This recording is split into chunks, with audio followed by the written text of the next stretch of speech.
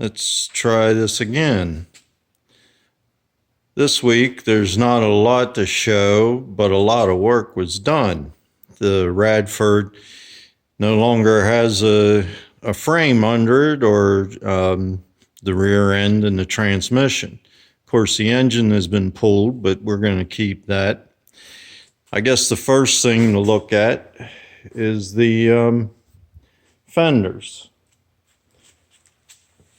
If you look at them, you could see that I've cut a 7-inch section out of the front or out of the middle of them, and they're being held in by clecos. So now you get a little bit better perspective because they're positioned close to where they'll be on the truck. Now these fenders have are showing that they're a little wide.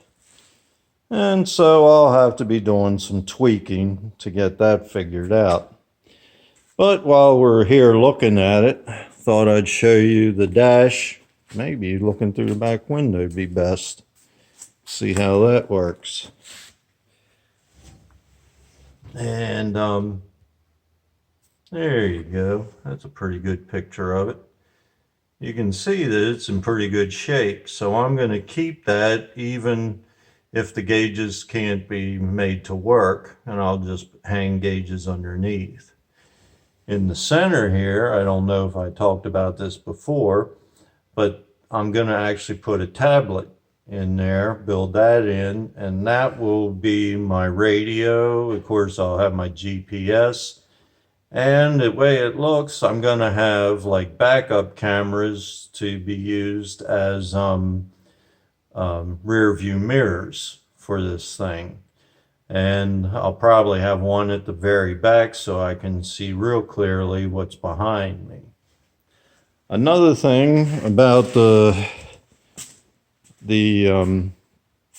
front end, which I don't remember if I've said anything about, is that it's going to be a tilt front end. So the hood is going to be attached to the fenders, and then the whole thing will actually slide forward about 6 inches and then tip up to allow you to have access to the engine.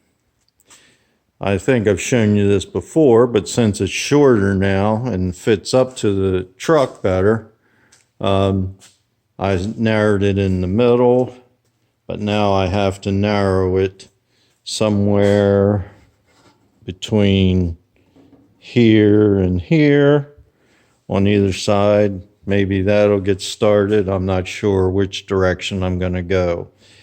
Now let's just take a little quick look at the engine.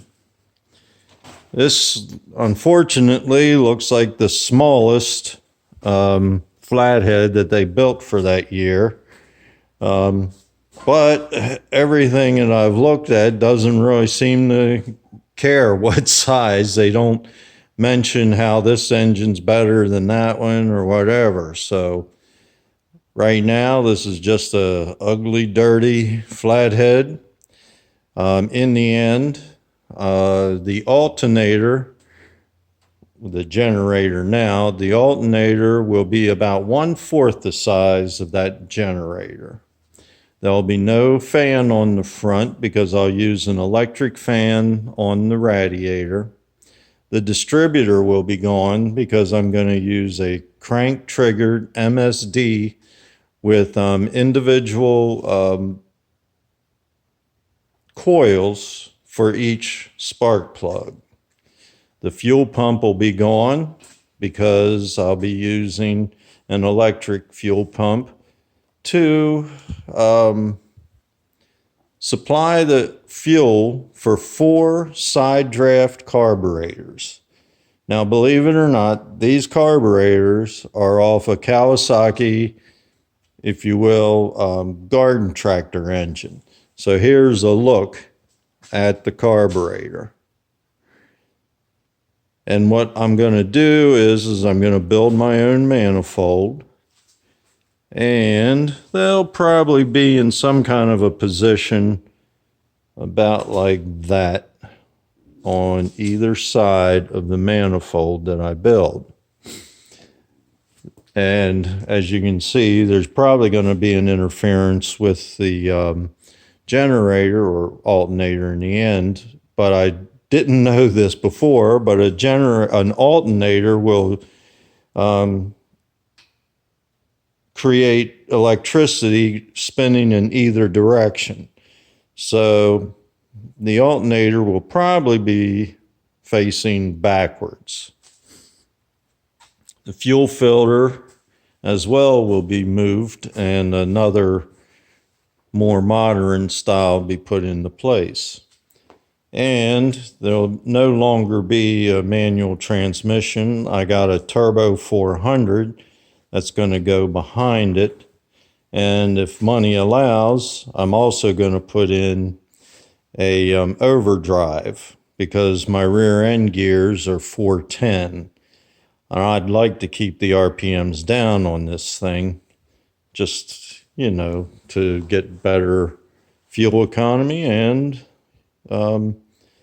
not abuse the engine, because I figured out it would be running like 3,000 RPMs at 60 mile an hour if I didn't have the overdrive.